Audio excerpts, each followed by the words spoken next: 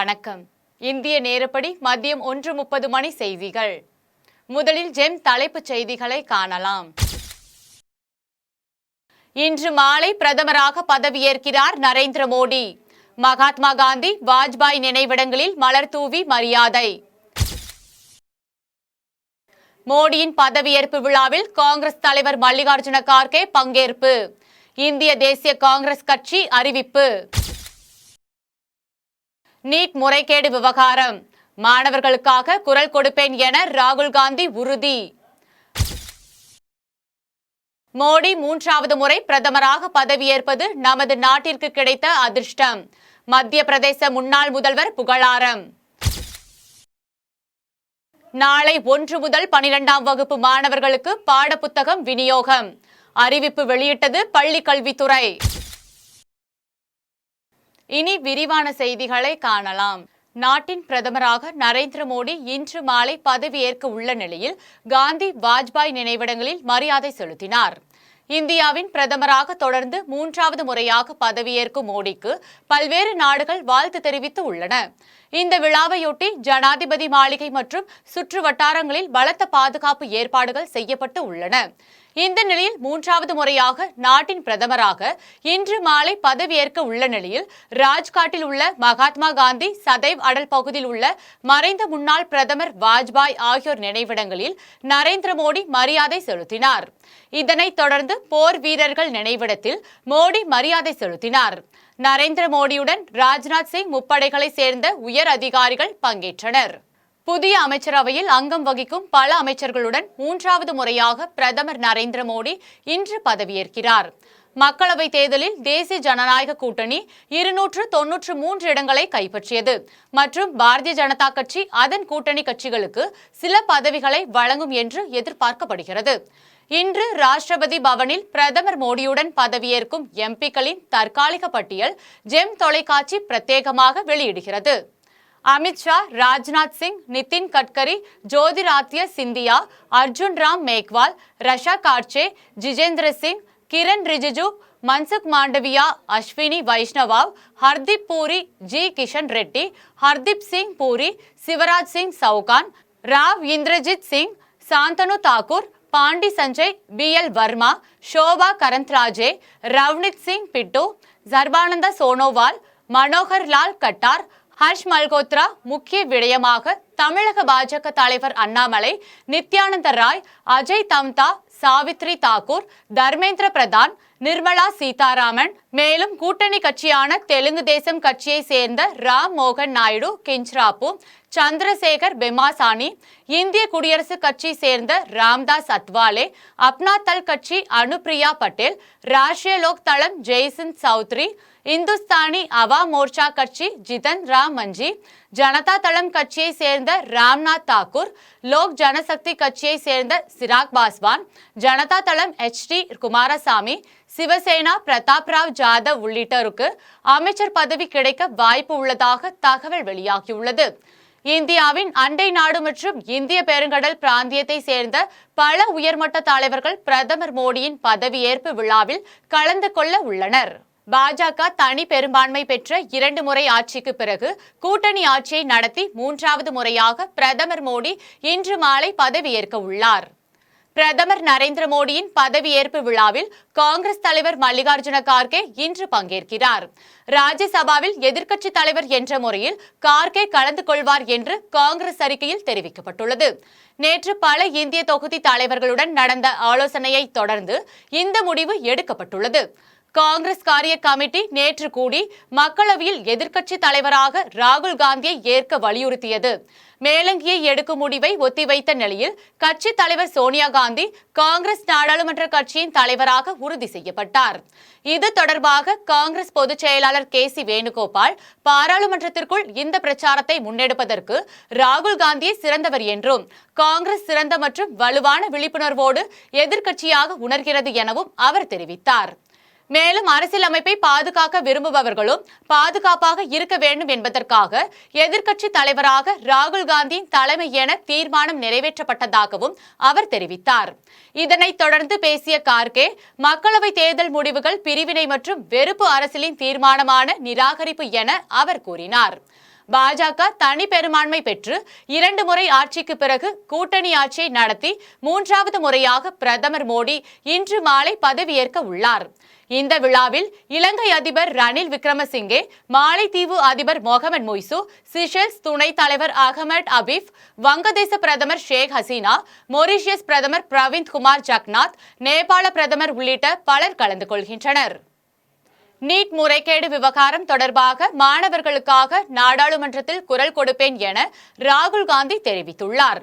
இது தொடர்பாக எக்ஸ் தளத்தில் அவர் வெளியிட்டுள்ள பதிவில், ஒரே தேர்வு மையத்தில் தேர்வு எழுதிய 6 பேர், நீட் தேர்வில் முழு மதிப்பெண் 67 மாணவர்கள் 720 மதிப்பெண் பெற்றது தொழில்நுட்ப ரீதியாக சாத்தியமற்றதாகவும், மோடி பதவியேற்பதற்கு முன்பாகவே நீட் தேர்வு முறைகேடு 24 லட்சம் மாணவர்களின் வாழ்க்கையை சீரழித்து விட்டதாக கூறினார்.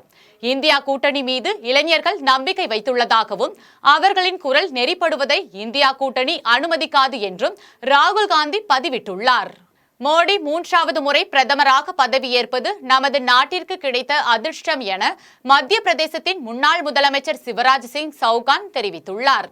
இது தொடர்பாக அவர் அளித்த பேட்டியில், மோடி தொடர்ந்து 3வது முறை பிரதமராக பதவியேற்க உள்ளது அனைவருக்கும் மிகுந்த மகிழ்ச்சியை அளிக்கிறது என்றும், மோடி தனது வாழ்க்கையில் பல சாதனைகளை செய்துள்ளதாக தெரிவித்த அவர், தேர்ச்சி அடையும் மதிப்பெண்களை கூட பெறாதவர்கள் தேர்ச்சி அடைந்தவர்களை பார்த்து கேள்வி எழுப்புவதாக விமர்சித்தார். வளர்ச்சியடைந்த இந்தியாவை உருவாக்குவதற்கான லட்சியம் விரைவில் நிறைவேறும் என்றும், தமிழக அரசு நியமிக்க உள்ள மருத்துவ காலி பணியிடங்களுக்கு இந்த ஆண்டு மருத்துவ பட்டப்படிப்பு முடித்தவர்களும் விண்ணப்பிக்கலாம் என்று அமைச்சர் மா சுப்பிரமணியன் கோவையில் தெரிவித்துள்ளார். கோவை அரசு மருத்துவக் கல்லூரி மற்றும் இஎஸ்ஐ மருத்துவக் கல்லூரியில் பட்டமளிப்பு விழா நடைபெற்றது. மருத்துவக் கல்லூரி மைதானத்தில் நடைபெற்ற இந்த விழாவில் மக்கள் நல்வாழ்வுத்துறை அமைச்சர் மா சுப்பிரமணியன் சிறப்பு விருந்தினராக பங்கேற்று பட்டங்களை வழங்கினார். அரசு மருத்துவக் கல்லூரி மருத்துவமனையில் பயின்ற 146 மருத்துவர்கள் மற்றும் இஎஸ்ஐ மருத்துவக் கல்லூரியில் பயின்ற 88 மருத்துவர்களுக்கு பட்டங்கள் வழங்கப்பட்டன. இந்த பட்டமளிப்பு விழாவில் பேசிய அமைச்சர் மா சுப்பிரமணியன், மருத்துவத்துறையில் தமிழக அரசு பல்வேறு புதிய திட்டங்களை அறிமுகப்படுத்தி மக்கள் நலனில் மிக சிறப்பாக கவனம் செலுத்தி வருவதாக தெரிவித்தார்.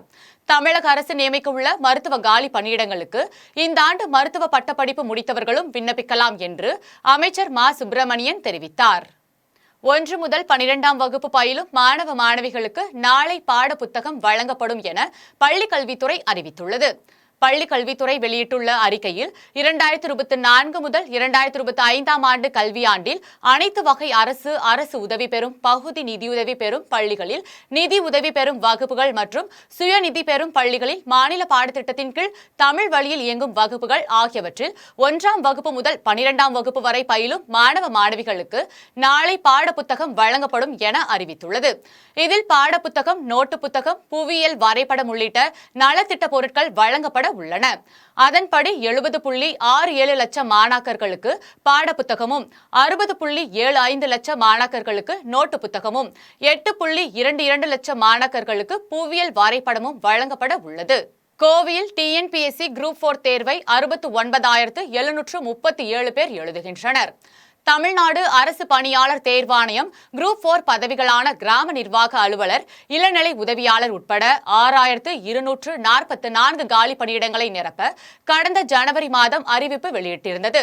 இதற்காக சுமார் 20 லட்சம் பேர் விண்ணப்பித்து இருந்த நிலையில் இன்று தமிழகம் முழுவதும் குரூப் 4 தேர்வு நடைபெற்றது. அதன் ஒரு பகுதியாக கோவை மாவட்டத்தில் நடைபெறும் டிஎன்பிஎஸ்சி குரூப் 4 தேர்வை 69,737 பேர் எழுதுகின்றனர். இதற்காக 232 தேர்வு மையங்கள் அமைக்கப்பட்டிருந்தது. கோவை டவுன்ஹால் பகுதியில் உள்ள புனித மைக்கேல் மேல்நிலைப்பள்ளி தேர்வு மையத்தில் சௌரிபாளையம் பகுதியை சேர்ந்த கரோலினா என்ற பெண் அவரது 6 மாத கை குழந்தையுடன் தேர்வு எழுத வருகை புரிந்தார். காலை 9:30 மணிக்கு தொடங்கிய தேர்வானது 12:30 மணி வரை நடைபெற்றது. தூத்துக்குடி லயன்ஸ் டவுன் 8வது தெருவில் கோரிக்கை ஏற்று சாலை அமைத்துக் கொடுத்த மாநகர மேயர் ஜெகன் பெரியசாமிக்கு பொதுமக்கள் நன்றி தெரிவித்துள்ளனர். தூத்துக்குடி மாநகரின் லயன்ஸ் டவுன் 8வது தெருவில் சுமார் 25 ஆண்டுகளுக்கு மேலாக சாலை வசதி இல்லாமல் மண் சாலைகளை மீனவர்களும் அப்பகுதி பொதுமக்களும் பயன்படுத்தி வருகின்றனர். இதன் காரணமாக வாகன ஓட்டிகள், பள்ளி குழந்தைகள் பாதிக்கப்பட்டு வந்தனர். இதைத் தொடர்ந்து அந்த பகுதி மக்கள் சாலை வசதி அமைத்து தர வேண்டும் என மாநகராட்சி மேயர் ஜெகன் பெரியசாமியிடம் கோரிக்கை வைத்தனர். இதையடுத்து பொதுமக்களின் கோரிக்கையை ஏற்று 8வது தெரு பகுதிக்கு சுமார் 1 கிலோமீட்டர் தூரம் முதன்முதலாக தார் சாலை அமைத்து கொடுத்தார். கோரிக்கையை நிறைவேற்றி கொடுத்த மாநகராட்சி மேயர் ஜெகன் பெரியசாமிக்கு அப்பகுதி மக்கள் நன்றி தெரிவித்துக் கொண்டனர். கோவை அருகே உணவு தேடி வீட்டுக்கு வந்த காட்டு யானையின் செல்போன் வீடியோ காட்சி சமூக வலைதளங்களில் வைரலாகி வருகிறது. கோவை மாவட்டம் தொண்டாமுத்தூர் அடுத்த வண்டிக்காரனூர் பகுதியில் உள்ள பன்னீர்செல்வம் என்பவரது தோட்டத்திற்குள் நுழைந்த 2 காட்டு யானைகள் விளைநிலங்களில் இருந்த பயிர்களை சாப்பிட்டுவிட்டு அங்கு இருந்த தோட்ட பணியாளர்களின் குடியிருப்பை முகாமிட்டன. அப்போது ஒரு காட்டு யானை வீட்டின் கதவை உடைத்து உள்ளே சாப்பிட ஏதாவது கிடைக்குமா என தேடி அங்கிருந்த காய்கறிகளை எடுத்து சாப்பிட்டது. யானையை பார்த்ததும் வீட்டிலிருந்த தோட்ட பணியாளர்கள் அச்சத்தில் உறைந்தனர். அப்போது தோட்ட பணியாளர் ஒருவர் தனது செல்போனில் வீடியோ எடுத்த காட்சி தற்போது சமூக வலைதளங்களில் வைரலாகி வருகிறது. வலங்கைமான் அருகே வெளிநாட்டில் இருந்து மருத்துவ சிகிச்சைக்காக வந்த தந்தையை மகன் அடித்துக் கொன்ற சம்பவம் பரபரப்பை ஏற்படுத்தியுள்ளது. திருவாரூர் மாவட்டம் வலங்கைமான் அருகே வேலூர் ஊராட்சிக்கு உட்பட்ட கல்விக்குடி என்ற ஊரை சேர்ந்தவர் ராஜசேகரன், சத்யபாமா தம்பதி. இவர்களுக்கு வெங்கடேசன் என்ற மகன் உள்ளார். இவர் பாபநாசத்தில் ஏசி மெக்கானிக்காக வேலை பார்த்து வருகிறார். ராஜசேகரன் வெளிநாட்டில் ஓட்டுநராக வேலை பார்த்து வரும் நிலையில் கடந்த 2 மாதங்களுக்கு முன்பாக கண் சிகிச்சை தொடர்பாக ஊருக்கு திரும்பி வந்த நிலையில் தினம்தோறும் மது அருந்துவிட்டு மனைவியிடம் தகராறு செய்ததாக கூறப்படுகிறது. இதனால் ஆத்திரமடைந்த அவரது மகன் தந்தையை கண்டித்துள்ளார். இதில் ஏற்பட்ட தகராறில் கம்பி உள்ளிட்ட ஆயுதங்களால் தந்தையை தாக்கியதாக கூறப்படுகிறது. இதில் பலத்த காயமடைந்த ராஜசேகரை கும்பகோணம் அரசு மருத்துவமனையில் சிகிச்சைக்காக சேர்த்தனர். பின்னர் மேல் சிகிச்சைக்காக தஞ்சை மருத்துவக் கல்லூரி மருத்துவமனையில் அனுமதிக்கப்பட்ட நிலையில் அவர் சிகிச்சை பலனின்றி உயிரிழந்தார். இதனையடுத்து வெங்கடேசனை போலீசார் கைது செய்து விசாரணை மேற்கொண்டு வருகின்றனர். மீஞ்சூர் பேரூராட்சி அலுவலகத்தில் நடைபெற்ற ஆலோசனை கூட்டத்தில் திடீரென ஏற்பட்ட தீ விபத்தால் பரபரப்பு ஏற்பட்டது. திருவள்ளூர் மாவட்டம் மீஞ்சூர் பேரூராட்சி அலுவலகத்தில் மீஞ்சூர் பட்டமந்திரி நெடுஞ்சாலை பணிகள் குறித்து ஆலோசனை கூட்டம் நடைபெற்றது. பொன்னேரி சட்டமன்ற உறுப்பினர் துரை சந்திரசேகர் தலைமையில் நடைபெற்ற இந்த கூட்டத்தில் பேரூராட்சி தலைவர் ருக்மணி மோகன்ராஜ், செயல் அலுவலர் வெற்றி அரசு மற்றும் நெடுஞ்சாலைத்துறை, மின்சாரத்துறை உள்ளிட்ட அரசு துறை அதிகாரிகள் கலந்து கொண்டனர். அப்பொழுது குளிர்சாதன பெட்டியில் திடீரென தீப்பிடித்தது. இதனால் கரும்புகை சூழ்ந்து அறை முழுவதும் புகை மண்டலமாக காட்சியளித்தது. பின்னர் பேரூராட்சி அலுவலர்கள் இணைந்து தீயை அணைத்தனர். பாலாற்றில் அமைக்கப்பட்டுள்ள ஆழ்துளை கிணற்றில் இணைக்கப்பட்டுள்ள குழாய் உடைந்து அதிலிருந்து வெளியேறும் தண்ணீரை நிறுத்த வேண்டும் என அப்பகுதி மக்கள் மாவட்ட நிர்வாகத்திற்கு கோரிக்கை விடுத்துள்ளனர். வேலூர் மாவட்ட மக்களின் முக்கிய நீர் ஆதாரமாக உள்ள பாலாற்றில் கடந்த 3 ஆண்டுகளுக்கு முன்பு வெள்ளப்பெருக்கு ஏற்பட்டது. தற்போது பாலாற்றில் தண்ணீர் இல்லாத நிலையில் ஆங்காங்கே அமைக்கப்பட்டுள்ள ஆழ்துளை கிணறுகளின் மூலம் குடிநீர் ஆதாரத்தை உயர்த்தி வருகின்றன. இந்த நிலையில் திருமணி அடுத்த மொனவூர் பகுதியில் உள்ள பாலாற்றில் அமைக்கப்பட்டுள்ள ஆழ்துளை கிணற்றில் இணைக்கப்பட்டுள்ள குழாய்களில் உடைப்பு ஏற்பட்டு அதிக அளவு தண்ணீர் வெளியேறி வருகின்றன. இதனை உடனடியாக சரி செய்ய வேண்டும் என மாவட்ட நிர்வாகத்திற்கு அப்பகுதி பொதுமக்கள் கோரிக்கை வைத்துள்ளனர். கந்துவட்டி கும்பல் மிரட்டலுக்கு பயந்து கணவருடன் உயிருக்கு பாதுகாப்பு கேட்டு மாவட்ட காவல்துறை கண்காணிப்பாளர் அலுவலகத்தில் பாதிக்கப்பட்ட பெண் தர்ணா போராட்டத்தில் ஈடுபட்டார். நாகர்கோவில் வடசேரியில் வசித்து வரும் சரோஜினி என்ற பெண்மணி 2 ஆண்டுகளுக்கு முன்பு உடல்நலம் சரியில்லாத தன் கணவரின் மருத்துவ சிகிச்சைக்காக கோட்டார் வைத்தியநாதபுரத்தை சேர்ந்த மணிகண்டன் என்பவரிடம் கந்துவட்டிக்கு 2 கட்டமாக 3 லட்சம் ரூபாய் கடன் வாங்கியதாக கூறப்படுகிறது. இந்நிலையில் வாங்கிய கடனுக்கு வட்டியுடன் சேர்த்து 18 மாதங்களில் 4,32,000 வட்டி கட்டி உள்ளேன் என்றும் சரோஜினி தெரிவித்துள்ளார். மேலும் மணிகண்டன் எங்கள் நிலத்தினை அபகரிக்கும் நோக்கத்தில் பூதப்பாண்டி பகுதியில் உள்ள எங்களது இடத்தினை தன் பெயருக்கு எழுதி தரும்படியும், இல்லை என்றால் உன் காசோலை மற்றும் உனது மகளின் பெயரில் உள்ள காசோலைகளை வைத்து நீதிமன்றத்தில் 13 லட்சம் தர வேண்டும் என வழக்கு தொடருவேன் என மணிகண்டன் மிரட்டியுள்ளதாக சரோஜினி தெரிவித்துள்ளார்.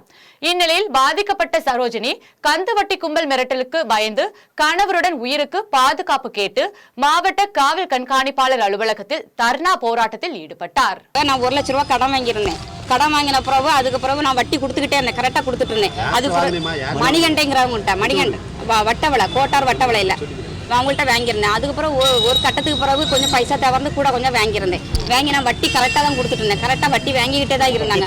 ஒரு 1,00,000க்கு 8,000 ரூபா வட்டி வட்டி வாங்கி கொடுத்துட்டு தான் இருந்தேன். அதுக்கப்புறம் ஒரு கட்டத்துக்கு பிறகு என்னால் கொடுக்க முடியலன்னா அவங்க பத்திரத்தெல்லாம் வாங்கி வச்சுருந்தான். சரி நான் கொடுத்த பிறகு திருப்பி வந்து ரூபாய் தான் வீட்டுக்கு முன்ன வந்து ஆட்களெல்லாம் அனுப்பி ஒவ்வொரு வரையும் விட்டு சண்டையை அடிப்படிமா பண்ணேன். நான் அங்கே இங்கேயுமா பிச்சு 3 லட்ச ரூபாய் திருப்பி கொடுத்துருக்கேன். திருப்பி கொடுக்கும்போது சொல்லுவான் நான் எல்லா கேஸையும் ரிலீஃப் பண்ணி தரேன்னு சொல்லியிருந்தான். அவன் கேஸை ரிலீஃப் பண்ணலை, எதுவுமே ரிலீஃப் பண்ண முடியாமல் திருப்பி வந்து 23ஆம் தேதி நைட்டு எங்கள் வீட்டில் வந்து வீட்டில் யாரும் இல்லாத நேரம் 2 பேர் வந்து என்ன பயங்கரமாக அடித்து என்ன ரொம்ப இது பண்ணாங்க. ஹாஸ்பிட்டல் 4 நாள் அட்மிட் ஆகியிருந்தேன். அப்பவும் நான் கிருஷ்ணகோயில் போலீஸ் ஸ்டேஷனில் வந்து அங்கே வந்து விசாரிச்சாங்க. நான் எல்லா தகவலும் கொடுத்தேன். அங்கேருந்து எந்த இதுவுமே இல்லை. இன்னைக்கு தான் விசாரிக்க கூப்பிட்டாங்க. நான் இங்கேயும் கம்ப்ளைண்ட் 1ஆம் தேதி கம்ப்ளைண்ட் கொடுத்துருக்கேன். அங்கேருந்து கூப்பிடலன்னு சொல்லிட்டு இங்கே வந்து கம்ப்ளைண்ட் கொடுத்தேன். இன்னைக்கு 6 நாள் ஆகி எந்த கம்ப்ளைண்ட் எடுக்கலை. அங்கேயும் பின்ன போய் கேட்டதில் அவனு பக்கம் தான் சாதகமாக பேசுகிறதா எங்களுக்கு எந்த இதுவும் இல்லை. ஆடியோ நான் கொடுத்தேன். ஆடியோ அவங்க கேட்கவே இல்லை. மேட்சுக்கு மேலே ஃபோனை வச்சுட்டு கேட்கேன்னு சொல்லி கேட்டாங்க. அவங்க ஃபோன் எடுத்து கேட்கவே இல்லை. அப்போ மேட்சுக்கு மேலே ஃபோன் எடுமான்னு சொல்லி என்னை விரட்ட தான் செய்யாங்க தவிர எந்த விதமான இதுவும் அவங்க எடுக்கலை, ஆக்ஷன் எடுக்கல. என்னால் எதுவும் பண்ண முடியல. எனக்கு உயிருக்கு உத்தரவாதம் இல்லை. எனக்கு இப்போ என்ன எதுக்கு முடிவு வேணும், நீதி வேணும். நான் அதுக்காண்டி நாங்கள் இருக்கேன். ஏன்னா எல்லா பணம் கொடுத்ததுக்கான ஆதாரம் எல்லாமே தானே கேஸை வரலி பண்ணவே இல்லை. என் சொத்துக்குள்ள திருவள்ளூர் அருகே டாக்டர் கலைஞர் கருணாநிதி 101வது பிறந்த நாளையொட்டி இலவச கண் பரிசோதனை முகாம் நடைபெற்றது. மறைந்த முன்னாள் முதலமைச்சர் டாக்டர் கலைஞர் கருணாநிதியின் 101வது பிறந்த நாளையொட்டி திருவள்ளூர் அடுத்த பூண்டி ஒன்றியத்திற்கு உட்பட்ட கைவண்டூர் ஊராட்சியில் சவிதா மருத்துவக் கல்லூரி மருத்துவமனை, எக்விடாஸ் வங்கி மற்றும் மகிழ்ச்சி அறக்கட்டளை சார்பில் இலவச கண் பரிசோதனை முகாம் நடைபெற்றது. முகாமிற்கு திமுக தகவல் தொழில்நுட்ப அணி ஒருங்கிணைப்பாளர் கைவண்டூர் டேவிட் பூங்கொடி தலைமை தாங்கினார்.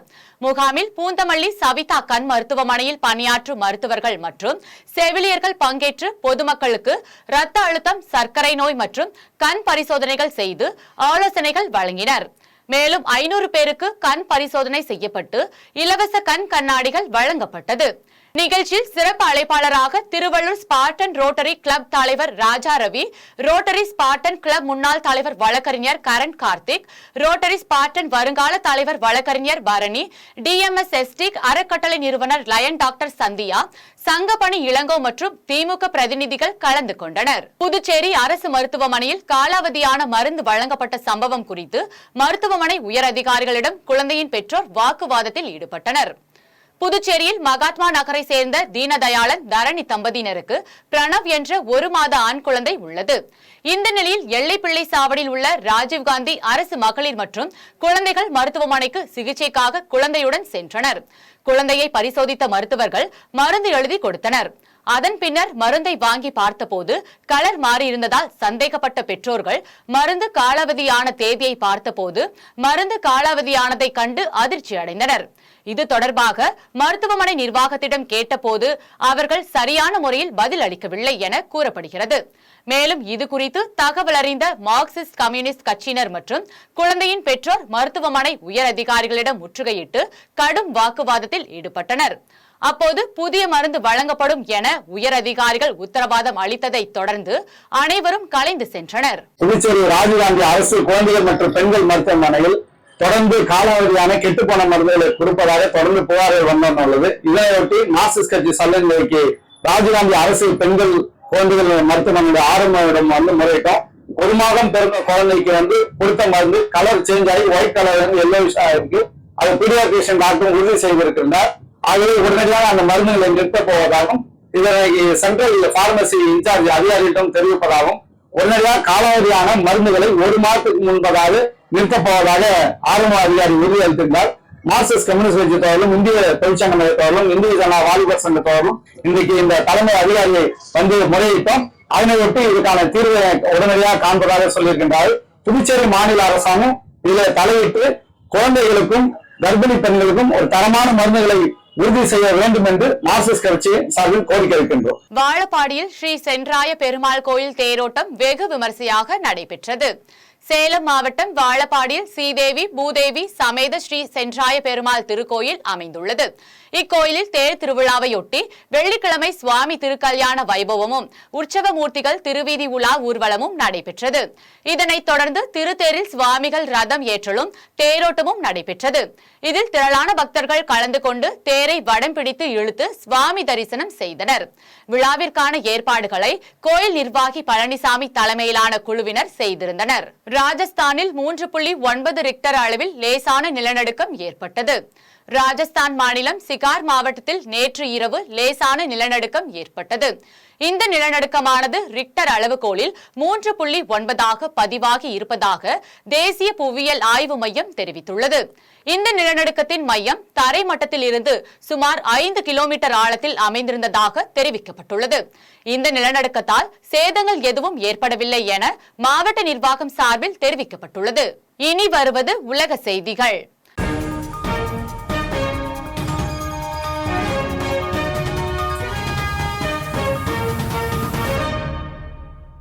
ரஷ்யா மீது உக்ரைன் நடத்திய ட்ரோன் தாக்குதலில் 27 பேர் உயிரிழந்துள்ளனர். உக்ரைன் ரஷ்யா போரானது 2 ஆண்டுகளை தாண்டியும் தொடர்ந்து நடைபெற்று வருகிறது.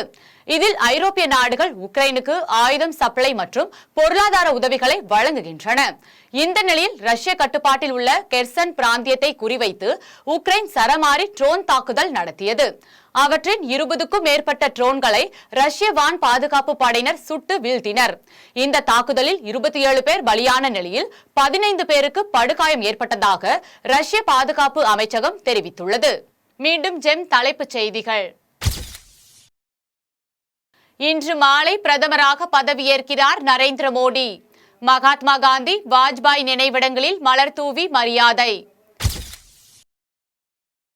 மோடியின் பதவியேற்பு விழாவில் காங்கிரஸ் தலைவர் மல்லிகார்ஜுன கார்கே பங்கேற்பு. இந்திய தேசிய காங்கிரஸ் கட்சி அறிவிப்பு.